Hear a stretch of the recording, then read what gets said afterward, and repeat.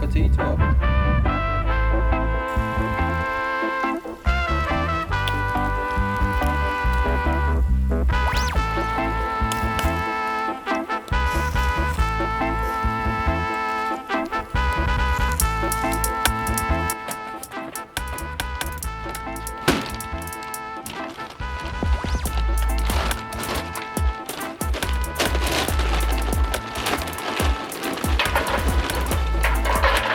Welcome to Casa Boyac. It's my final day here at Casa Boyac.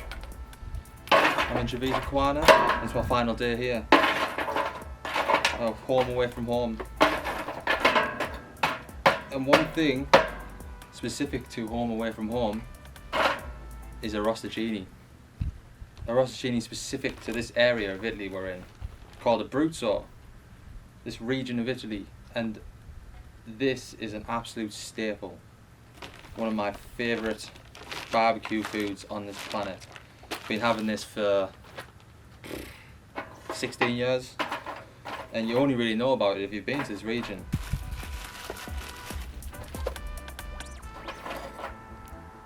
So a big shout out to Big Hass, the man who taught me how to light a barbecue.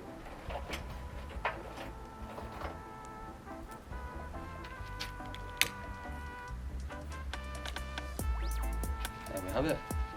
It's time to wait and drink a beer, I think. Clean these hands.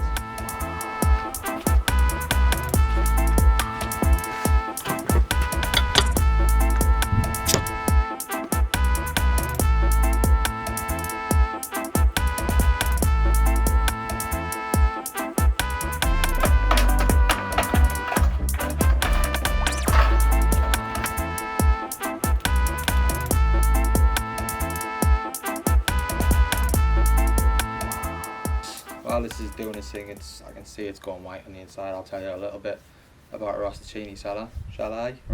It's, I don't know how old it is, I don't know how far back it goes, but it's everything to the people here.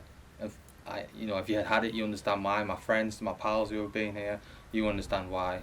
It's just these slender sticks, right, of lamb or mutton, meat. I'm not sure which one's preferred or which one, but it's specific to this region of Italy, which I've already said is called Abruzzo, and I think the reason why you can't get anywhere else and why it's so specific to this region is it's all about the land on which these animals graze, and just the conditions, man. It's unbelievable here. I mean, look at this behind me. You got the Gran Sasso over there. The kind of land that they're eating around these olive trees. And what's so specific and key to it, which you can see, is the fat that runs through it.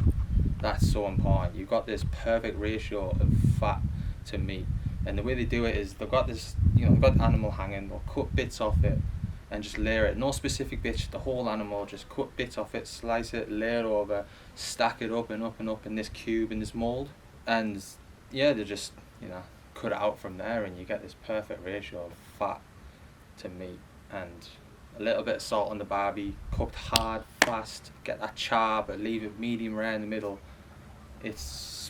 You can eat hordes and hordes of them. My record when I was 13 was like 32 in a night. I did regret it a bit the next day, but people here, they'll eat like 80 in one sitting, so I don't know the whole history behind it, but I know that anywhere you go in Abruzzo, if you've been here, you've heard of it, you've tried it, hopefully this is your ticket to come here. I'm going to let this heat up, come to temperature. I'm looking for a 2 count, hard, fast, and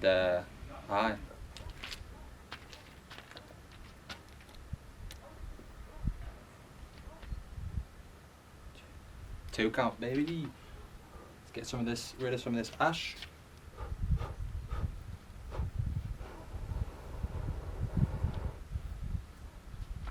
That's the one. Time to get these ARROSTICINIs cooked. Alright, so because I've only started the fire, or the coals, sorry, because I've only lit the coals on this little bit, I'm going to have to cook 5 at a time, but that's good because they'll be piping hot when I eat them. And then while the other ones are cooking, I can enjoy.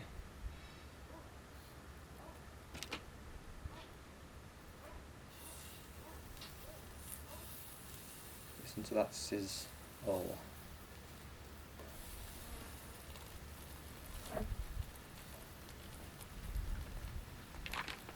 Most importantly, which I've learned over time and from watching, salt is traditional but essential. Rock salt would be better. I've only got this pink Himalayan salt, so that's what we're using.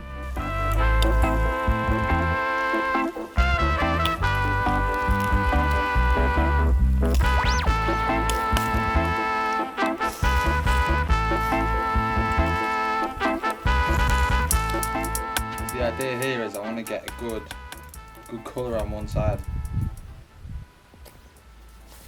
before I turn them properly. Just want to check them. Oh, they're cooking like. Oh. Rosario knows how to knock up an arrosticini, I can tell you that.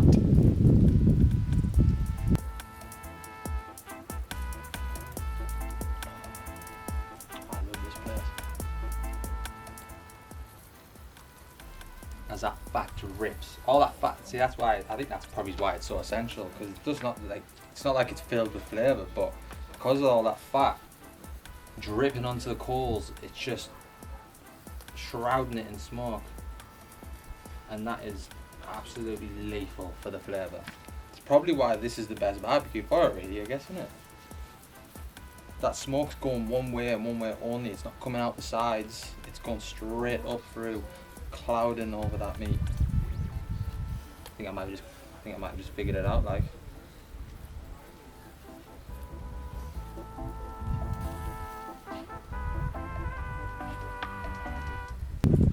So, give them a second to rest. Just knock that ash off. Any excess we don't want. We don't want that heat being covered.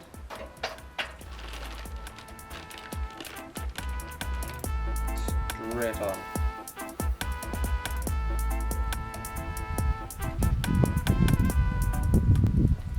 Buon appetito!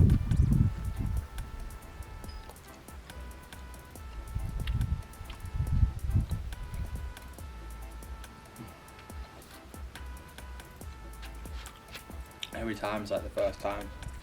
It's even better when you make your own, you know? Wash it down with a nice cold brewski, of course.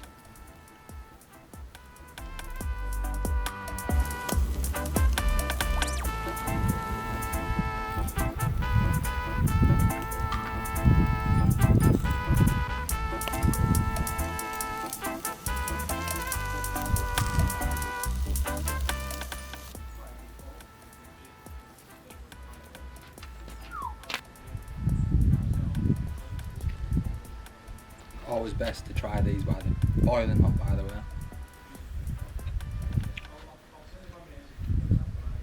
This is the joy of making them by yourself. You're not hanging around in a restaurant waiting for them to be brought out here. And if you're in Italy, the chances are they're going to hang around for a bit. But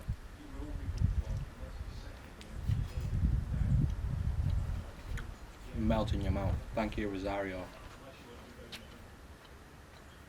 I know it doesn't look like much.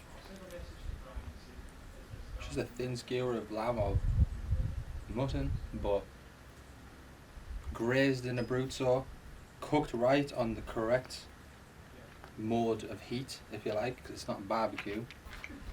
I think I'm just going to sit here, enjoy the views, enjoy the sun, enjoy this beer,